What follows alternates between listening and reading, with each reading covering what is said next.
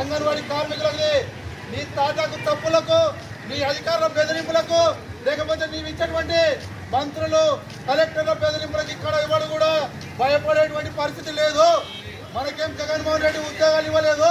మనకంతా కూడా ఎప్పుడో 40 సంవత్సరాల క్రితం మీ నాయన కాలంలో అప్పుడు ప్రతిపక్షంలో ఉండడం లేదో కూడా తెలియనటువంటి పరిస్థితుల్లో మేమంతా కూడా అంగన్వాడీ కార్మికులంతా కూడా మా అక్కచెల్లెమ్మలంతా కూడా ఉద్యోగాలు సాధించడం జరిగింది. వారి ఉద్యోగాలు తీసుకోవడానికి నీకు ఎలాంటి హక్కు ఉందని కూడా ఈ సందర్భంగా మేము ప్రశ్నిస్తూ ఉన్నాం. ఈరోజు అధికారులను అడ్డు పెట్టుకుని సిడిపిఓల ద్వారా, సూపర్వైజర్ల ద్వారా నోటీసులు ఇస్తూ అక్రమంగా నువ్వంతా కూడా వారిని తొలగించాలని చూస్తా ఉన్నావు. మా ఉద్యమాన్ని ఇంకా నువ్వు రుచి చూడలేదు. దయచేసి ఈరోజు జగన్మోహన్ రెడ్డికి ఒకటే హెచ్చరిక చేస్తా ఉన్నాం.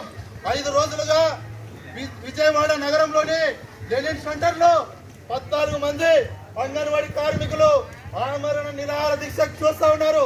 వారు ప్రాణాలను పరంగా పెట్టి ఇచ్చిన మాట నిలబెట్టుకో. నువ్వు అన్నావు ఆ రోజు, నేను ఉన్నాను, నేను విన్నాను, మీ సమస్య పరిష్కరిస్తానని హామీ ఇచ్చావు. ఏమైంది హామీ? 4.5 సంవత్సరాలుగా మేము ఆందోళన చేస్తా ఉంటే పట్టించుకోకుండా ఈ రోజు అంతా ఏదో ఉలిగిపోతున్నట్టుగా ఈరోజు నువ్వంతా కూడా ఈరోజు కార్మికుల పైన ఈరోజు పెత్తనం చెలాయించి వారిని తొలగించడానికి నువ్వంతా కూడా ప్రయత్నం చేస్తా ఉన్నావు. నీ తప్పులకు ఎవడు కూడా ఇక్కడ భయపడడు. మీ నాయనకు భయపడలేదు, లేకపోతే చంద్రబాబు భయపడలేదు. ఈ రోజు నువ్వు భయపెడితే మేము భయపడడానికి మేమేమన్నా చిల్లర ఉద్యోగస్తులమా? ఈ దేశంలో ఉన్నటువంటి దాదాపు 30 నుంచి 50 లక్షల మంది ఉద్యోగులు అంగన్వాడీ కార్మికులుగా పనిచేస్తూ ఉన్నారు. మొన్ననే దేశవ్యాప్తంగా అన్ని రాష్ట్రాల్లో నీకు వ్యతిరేకంగా ఆందోళనలు జరిగాయి. ఈ ఉద్యమాన్ని ఇప్పటికీ నువ్వు డ్రాప్ చేయి. మేమేం అడుగుతా ఉన్నాం? 26,000 అడుగుతా ఉన్నాం. నా చేత కాదు, నేను 13,000 ఇస్తా, లేకపోతే 14,000 ఇస్తా అని నువ్వు మహిళల దగ్గరికి వచ్చి ఒప్పుకో చేత. కానీ ముఖ్యమంత్రి అప్పుడు ఏదైనా ఉంటే వాళ్ళు సంతోషిస్తారు.